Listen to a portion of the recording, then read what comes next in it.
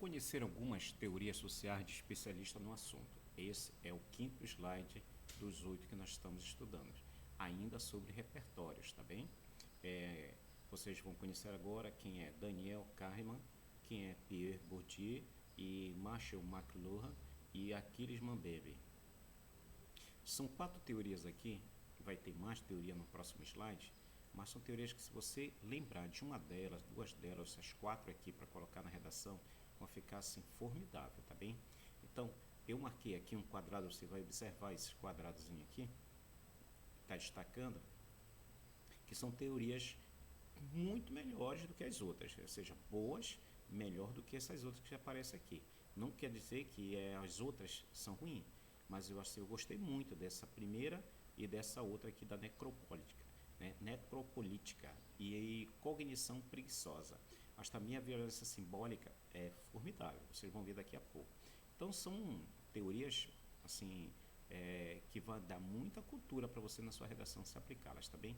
Se não quiser aplicá-la, pelo menos entenda, para que você possa escrever com suas próprias palavras, né? Porque aqui é a teoria, né? É uma citação, tá bom? Então, Daniel Kahneman, ele explica que as pessoas tendem a ignorar fatos que obriguem o cérebro a um esforço maior, contribuindo para a criação de inúmeras pós-verdades. O que ele quer dizer com isso?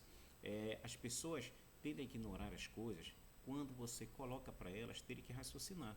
É por isso que bons estudantes, grandes estudantes, estudante intelectual, estudante político, estudante que são cultos, são mais raros do que os alunos com menos capacidade, né? A sociedade é como se fosse uma espécie de pirâmide. Lá em cima está a elite, né?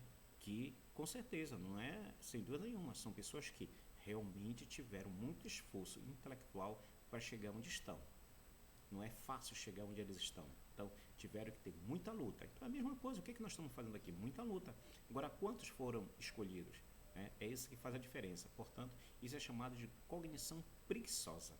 Ou seja, a pessoa não quer pensar, a pessoa não quer entender. E isso é muito aplicado pela política brasileira, né? Ou seja, o político ele faz política para pobre, não faz política para rico. Porque ele sabe que o rico não é bobo, não é tolo. Mas o povo é tolo, o povo é bobo. Então, ele vai lá e engana. Não é isso?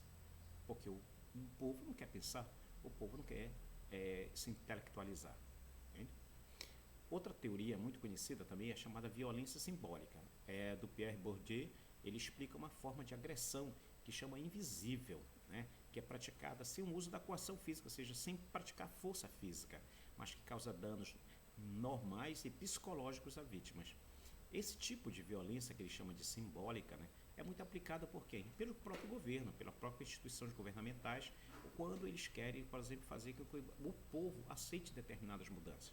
Quando um político, por exemplo, ele compra um voto, dá aqueles R$ 50, dá cesta básica, ele está praticando uma violência simbólica, né? Por quê? Porque ele está praticando uma violência aí que daqui a 4 anos, tudo aquilo que ele gastou com esse eleitor, ele não vai praticar em formas de benéficas para ele de volta. Então ele cometeu uma agressão ali, compreenderam? Na aldeia global, a aldeia global é o nome dado à explicação de quem? Do Marshall McLuhan. Ele explica que o avanço das tecnologias de informação e comunicação encurtou a distância no mundo e facilitou trocas culturais entre os diferentes povos. Sem dúvida nenhuma, se você olhar como evoluiu o processo de comunicação, ela está cada vez mais aprimorada. Eu tenho um vídeo que eu vou colocar depois para vocês que faz uma explicação muito bacana sobre a chamada aldeia global. É um videozinho bem pequeno, mas que ele mostra a evolução do processo de comunicação. Como era desde o início, já havia, desde o homem das cavernas, já havia o processo de comunicação. E aos poucos, né, durante anos e anos e anos, houve essas mudanças. Naturalmente que nós estamos num momento tecnológico em que a mudança ela tem sido muito rápida, mas sem a tecnologia de hoje, as comunicações foram bastante lentas, passaram assim séculos e séculos para fazer uma mudança pequena. Agora temos a necropolítica. Olha, necro significa morte, okay? Então o necropolítico significa matar a política. Quem falou isso foi Achilles Mbembe.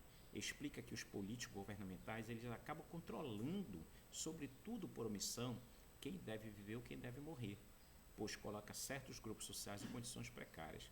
Ou seja, se não houver política pública onde beneficie determinadas comunidades que são carentes, naturalmente o governo está praticando o quê? Uma necropolítica.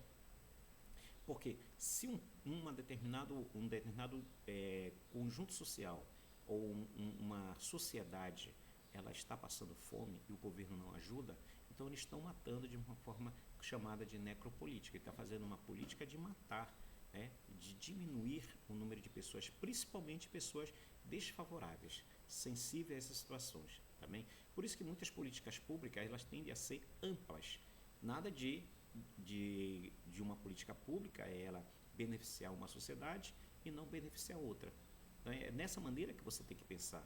É uma política mais ampla, não uma política individualista. Ou seja, você tem que ser altruísta, como falamos nos outros slides. Tudo bem? Então, esses que são os pontos. Cognição preguiçosa, violência simbólica, aldeia global e necropolítica. Então, vamos depois ao próximo slide.